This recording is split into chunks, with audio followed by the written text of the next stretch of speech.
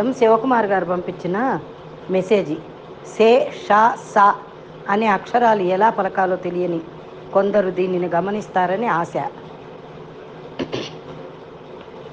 యద్యపి బహునాధీశే తథాపి పఠపుత్ర వ్యాకరణం స్వజన స్వజనో మా భూత్ సకలం శకలం సకృత్ సకృత్. భావం: నాయనా, నీవు ఎక్కువ చదవకపోయినా పర్వాలేదు, వ్యాకరణం మాత్రం నేర్చుకో.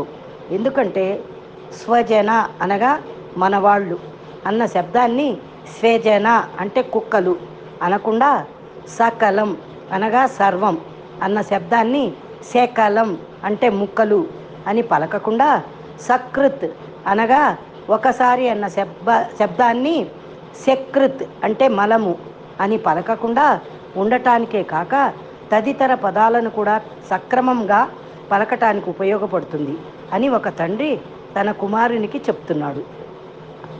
నాగరిక ప్రపంచం కళ్ళని కళ్ళు అని, శిరీష శిరీష అని, వేళని వేళ అని, కళ అంటే కళ అని, పళ్ళు అంటే పళ్ళు అని, కాళ్ళు అంటే కాళ్ళు అని, ఇలాగే ఇంకా ఎన్నెన్నో అపస్వర శబ్దాలు, వినలేని అపస్వరాలు ముఖ్యంగా టీవీల వల్ల విదేశాల్లో ఉన్న తెలుగువారు చక్కని భాషా ప్రావీణ్యతతో రాణిస్తున్నారు.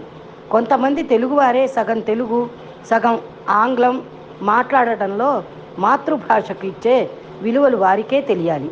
అలాగే వ్యాకరణం తెలియని వారు ఏ అక్షరం ఎలా ఉచ్చరించాలో తెలుసుకోలేరు. ఉచ్చారణ సరిగా లేకపోతే వారు తలంచిన అర్థం రాకపోగా విరుద్ధార్థం వస్తుంది అని భావం.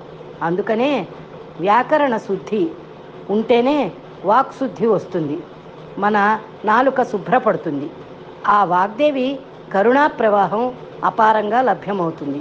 అందుకేనేమో పవనసుతుడు శ్రీ హనుమ శ్రీ సూర్యనారాయణుని సన్నిధిలో సకల విద్యలు నేర్చుకొని నవవ్యాకరణ విద్యను అభ్యాసానికి వివాహము చేసుకొని వివాహితుడే అర్హుడు కనుక నవవ్యాకరణ పండితుడై భవిష్యత్ బ్రహ్మగా ప్రకటించబడ్డాడు. తెలుగువారికి పురాణ గ్రంథమైన పెద్దబాల శిక్ష దొరకటం మహాపుణ్యఫలం. ఆ మహాగ్రంథం చదివి పెద్దలు పిల్లలు మహాజ్ఞానులు అవుతారు. అందులో వ్యాకరణ సంపద అపారంగా లభిస్తుంది. తప్పక చదవండి. భావితరాలకు మన జ్ఞాన సంపదను తరలించండి.